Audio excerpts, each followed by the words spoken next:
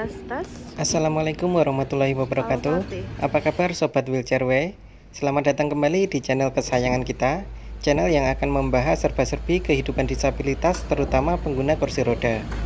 Saat ini masih banyak sobat wheelchair yang masih belum bisa keluar ke tempat umum, terutama bagi sobat yang awalnya bukan pengguna kursi roda, terus kemudian mengalami kecelakaan atau sakit yang mengharuskan memakai kursi roda untuk beraktivitas. Banyak alasannya ya, karena akses kursi roda yang belum memadai, terus kemudian karena belum memiliki transportasi pendukung kursi roda, kemudian masih merasa malu karena memakai kursi roda, dan lain-lain. Nah, nanti akan kita bahas satu persatu ya. Sebelum kita membahasnya, di video kali ini saya sedang bersiap-siap untuk makan di luar. Kami ingin makan soto, dan karena saat ini hari Sabtu, maka kami berangkat jam 9-an agar tidak terlalu ramai. Karena biasanya kalau lebih pagi akan ramai karena orang sarapan, dan kalau kesiangan akan ramai karena orang makan siang. Dan kami menuju tempat makan Soto Buhar Karanganyar, salah satu tempat makan yang aksesibel kursi roda. Sobat wheelchair bisa ke tempat ini sendiri, bahkan tanpa pendamping.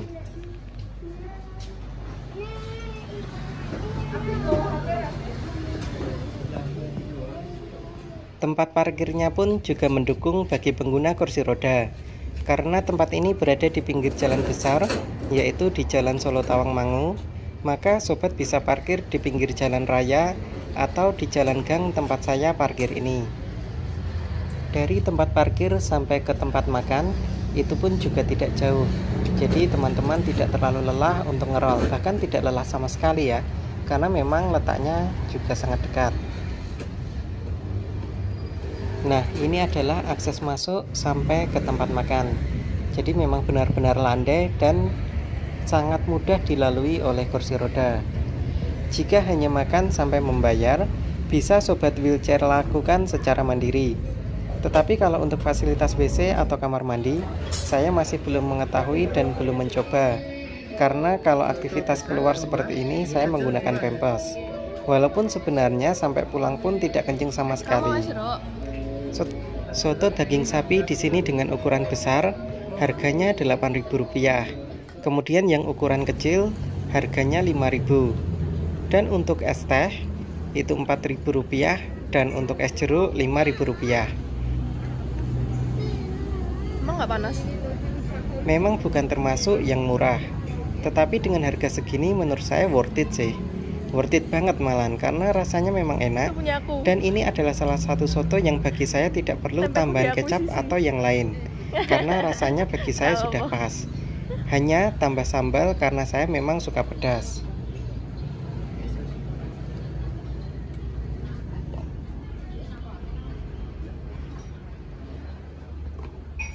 Nah, ini yang saya tambah hanya sambal ya. Jadi saya tidak menambah kecap ataupun menambah bumbu-bumbu yang lain. Dan penampakannya memang seperti ini, karena memang menurut saya sudah pas sih rasanya.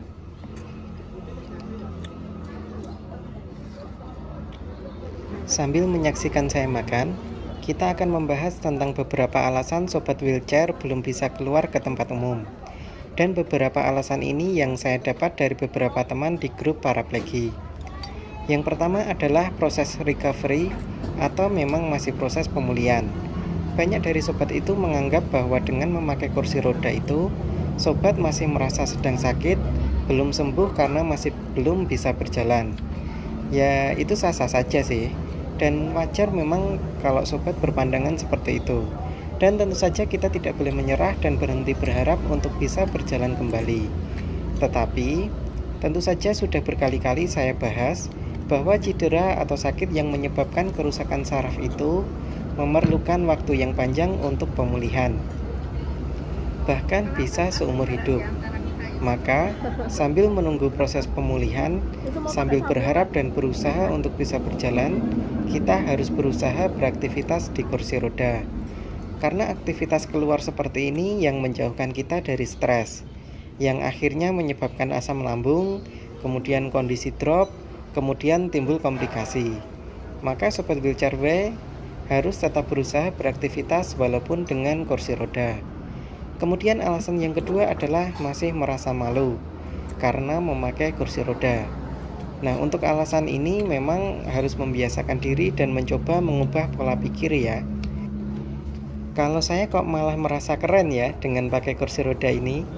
Saya tuh merasa tidak semua orang bisa survive dan kuat jika dihadapkan dengan kondisi seperti ini. Maka sobat bisa survive dan beraktivitas saja, menurut saya itu sudah luar biasa gitu.